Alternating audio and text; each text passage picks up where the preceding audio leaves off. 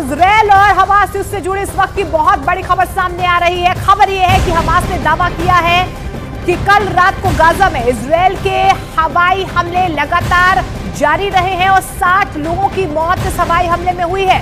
तो आपको बता दें कि इजरायल की तरफ से ये हमले जो हैं अब लगातार और ज्यादा तेज हो रहे हैं। अब जानकारी मिल पा रही है जिस तरीके से हमले हुए हैं उसमें 60 लोगों की मौत हुई है। तो इजरायल के हमले पर हमास का ये बड़ा दावा निकल कर आ रहा है। हमास ने ये दावा किया है कि कल रात को गाजा में इजरायल के हवाई हमलों में 60 लोगों की मौत हुई है। तो लगातार दोनों के बीच अब जो जंग है और ज्यादा भीषण होती नजर आ रही है, संघर्ष और ज्यादा बढ़ता नजर आ रहा है। लेकिन इस वक्त की बहुत बड़ी खबर है कि हमास ने इजरायल पर एक बड़ा हमला किया है।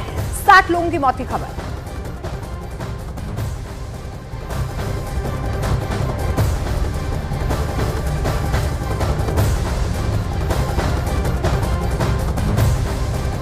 नेतन्याहू ने ये चेतावनी दे दी है कि अगर हिजबुल्लाह ने इजरायल के उत्तरी छोर से जंग छेड़ी तो इजरायल की सेना उसे ऐसा सबक सिखाएगी कि वो कभी युद्ध लड़ने के लायक नहीं बचेगा। वहीं नेतन्याहू के एक मंत्री ने हमास, हिजबुल्लाह के साथ साथ ईरान तक को बर्बाद करने की धमकी दे दी है।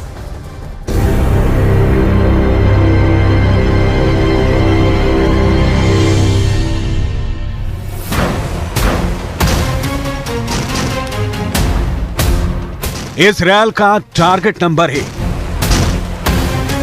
इजरायल का टारगेट नंबर 2,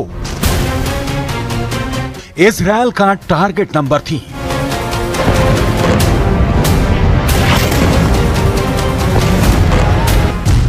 गाजा में हमास के खिलाफ शुरू हुई जंग का विस्तार अब हिजबुल्लाह तक हो गया है। हिजबुल्लाह और हमास के साथ ईरान दीवार की तरह खड़ा है और इजरायल का दुश्मन नंबर 1 बना हुआ है। इजरायल के खिलाफ पूरी दुनिया में मुहिम चला रहा है। हमास के गोदाम ईरान के हथियारों से भरे पड़े हैं। वहीं हिजबुल्लाह का बैकबोन भी ईरान है। हमास, हिजबुल्लाह और ईरान की तिकड़ी इजरायल के लिए सबसे बड़ी चुनौती है। इजरायल का दावा है कि वो इस तिकड़ी को तोड़कर दम लेगा।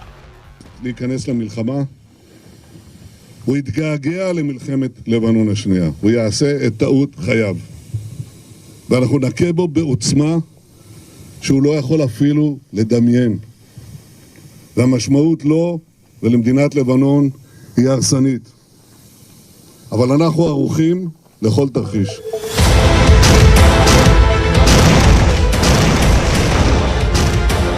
हमास पर रोज बारूद बरसा रहे इजरायल ने अब हिजबुल्लाह के खिलाफ भी जंग छेड़ दी है। सिर्फ यही नहीं, इजरायल सरकार के एक मंत्री ने ऐलान किया है कि इजरायल ने कसम खाई है अगर हिजबुल्लाह हमास के साथ शामिल हुआ तो वो ईरान पर हमला करेगा और ईरान का फन कुचल कर ही मानेगा।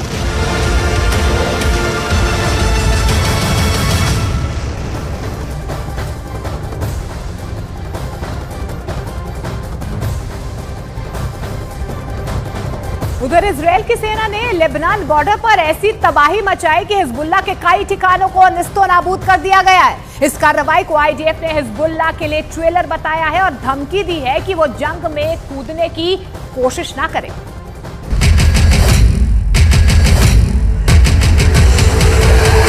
यह हिजबुल्लाह के एक कैंप पर हुई एयर स्ट्राइक का विजुअल है। इजरायल का दावा है कि उसने हिजबुल्लाह के एक ऐसे कैंप पर बारूद बरसाकर खाक में बदल दिया है जहां से इजरायल पर एंटी टैंक मिसाइल से हमला होने वाला था। पूरी तैयारी हो चुकी थी, टारगेट भी सेट थे, लेकिन फायर बटन के दबने से पहले हिजबुल्लाह के उस कैंप पर आसमान से बारूद का पहाड़ टूट पड़ा। Camera 1, camera 2, camera 3, camera 4, camera 5। Israel के हवाई हमले के बाद हिजबुल्लाह के उस कैंप का क्या हाल हुआ, इसे देखने के बाद बताने की जरूरत नहीं है। हिजबुल्लाह का पहला ठिकाना तबाह, हिजबुल्लाह का दूसरा ठिकाना तबाह, हिजबुल्लाह का तीसरा ठिकाना तबाह,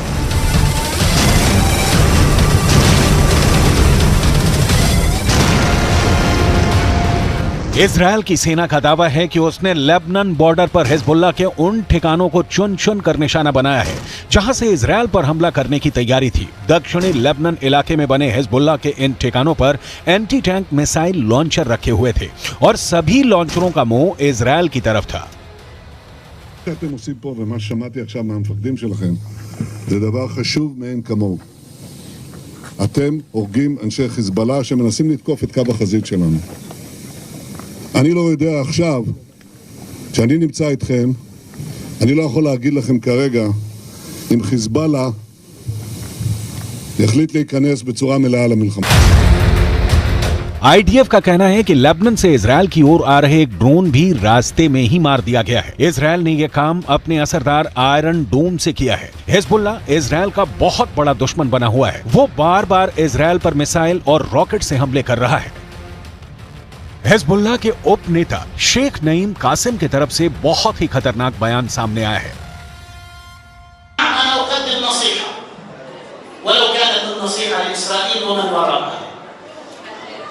هزمتم شر هزيمة في طوفان الأقصى اكتفوا بها وتوقفوا حتى لا تكون لكم هزيمة أخرى من خلال المتابعة التي ستتابعونها لا أمل لديكم بالنصر।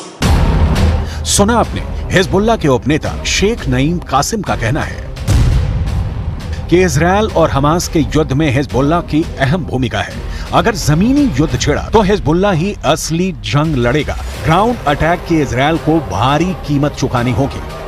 हिजबुल्लाह के उपनेता शेख नईम कासिम का यह बयान उस वक्त आया है जब इजरायल पर हिजबुल्लाह के कैंपों से रॉकेट और मिसाइलें दागी जा रही थी। जवाब में दक्षिणी लेबनान बॉर्डर पर हिजबुल्लाह के कैंपों को इजरायल हवाई हमले कर मिट्टी में मिला रहा है। इजरायल लेबनान बॉर्डर पर तनाव चरम पर है।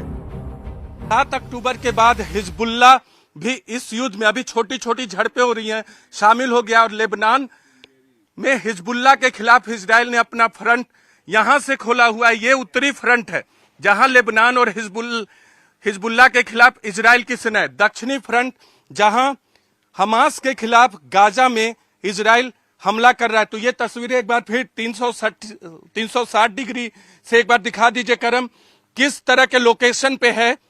ये लोकेशन यहाँ ऊंचा है, लेकिन अगर आप थोड़ा सा कुछ मीटर आगे जाएंगे तो वहां से लेबनान का लोकेशन थोड़ा सा स्ट्रेटेजिकली, वो क्योंकि ऊंचाई पे है, हमें जो जानकारी जितना हमने जाना है, लेकिन इजरायल की सेना जो है वो यहाँ तैनात है ताकि अगर पूरी तरह से नॉर्दर्न फ्रंट खुल जाता है तो यहाँ भी वो लड़ाई कर सके। और बार बार इजरायल की सेना की तरफ से ये बता दिया गया है कि अगर हिजबुल्लाह बहुत ज्यादा मिसाइल से हमले करता है तो इजरायल भी पुरजोर जवाब देगा। अब तक कुल 10 आतंकवादियों की मौत हो गई है हमले में, लेकिन हिजबुल्लाह की तरफ से जो रॉकेट दागे गए हैं उसमें इजरायली नागरिकों की भी कुछ जान गई है। इजरायल के वित्त मंत्री निर बरकत ने अपने एक बयान में हमास के साथ साथ हिजबुल्लाह और ईरान तक को सीधी धमकी दी है। हिजबुल्लाह अपने जिन जिन ठिकानों से हमला करेगा उसे इजरायल की सेना नेस्तो नाबूद करा देगी। इजरायल के वित्त मंत्री यहां तक बोल गए कि हिजबुल्लाह अगर हमास के साथ मिलकर युद्ध शुरू कर दिया तो हमास और हिजबुल्लाह के साथ इन दोनों के आका ईरान तक जाएंगे। इजरायल के वित्त मंत्री निर बरकत ने अपने बयान में कहा है कि हम सिर्फ उन मोर्चों पर जवाबी कार्रवाई नहीं करेंगे बल्कि हम सांप के सिर तक जाएंगे जो कि ईरान है। इजरायल के दुश्मनों को बहुत स्पष्ट संदेश है, देखिए गाजा में क्या हो रहा है। अगर आप हम पर हमला करेंगे तो आपके साथ भी वैसा ही व्यवहार किया जाएगा।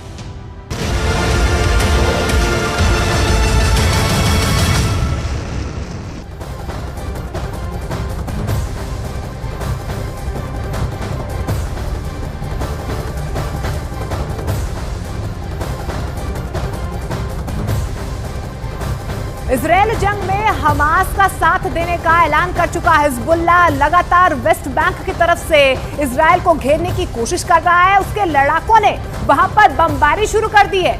जैसे जैसे इजरायल की सेना गाजा की तरफ बढ़ रही है, हिजबुल्लाह भी हमले तेज करता नजर आ रहा है।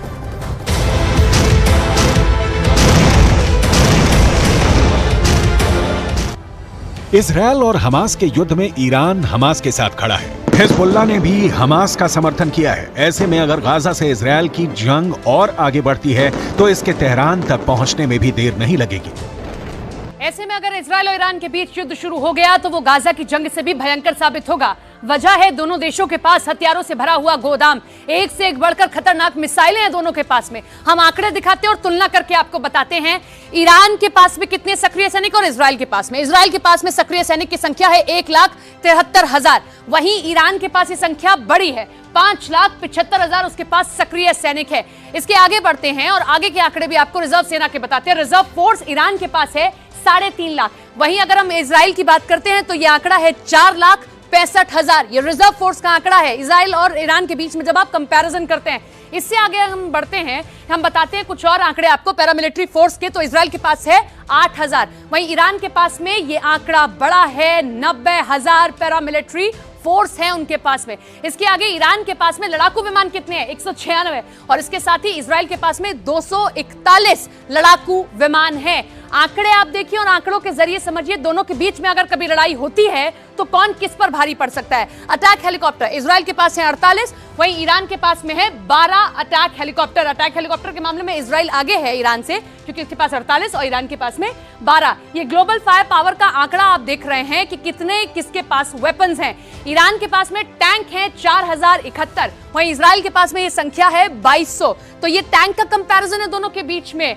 ईरान और इजराइल भी इस वक्त जंग के मुहाने पर खड़े हुए हैं, दोनों के बीच में कभी भी जंग हो सकती है। और क्या आंकड़े कहते हैं वो हम आपको बता रहे हैं। बख्तरबंद गाड़ियां ईरान के पास है 69,685, वहीं अगर इजराइल की बात कर रहे हैं 56,290 बख्तरबंद गाड़ियां इजराइल के पास में है। तो अभी गाजा और इजराइल के बीच में जंग हो रही है, लेकिन ये कभी भी ईरान और इजराइल के बीच में जंग का मोड़ भी ले सकती है। और ऐसे में कौन है किस पर भारी, आंकड़े क्या कह रहे हैं वो हम आपको बता रहे हैं। इसमें कोई शक नहीं कि पश्चिम एशिया में इजरायल और ईरान एक दूसरे के सबसे बड़े दुश्मन हैं। दोनों ही हमेशा एक दूसरे को मिटाने की धमकियां देते हैं। हाल ही में ईरान ने एक खास परेड कर दुश्मनों को अपनी ताकत दिखा चुका है। ईरान ने हाल ही में अपनी एक नई मिसाइल खुर्रमशहर 4 का टेस्ट कर बता दिया है कि वो इजरायल को मिट्टी में मिला सकता है। खुर्रमशहर 4 मिसाइल की रेंज 2000 किलोमीटर है और ये 1500 किलोमीटर तक का वॉरहेड ले जा सकती है। खुर्रमशहर 4 इतनी सटीक है कि ये मिसाइल अपने टारगेट के 30 मीटर के दायरे में गिरती है, क्योंकि जब ये अपने टारगेट की तरफ बढ़ती है यानी टर्मिनल स्टेज में इस मिसाइल की रफ्तार करीब 20,000 किलोमीटर प्रति घंटा होती है। किसी भी मिसाइल डिफेंस के लिए इसे रोकना आसान नहीं होगा।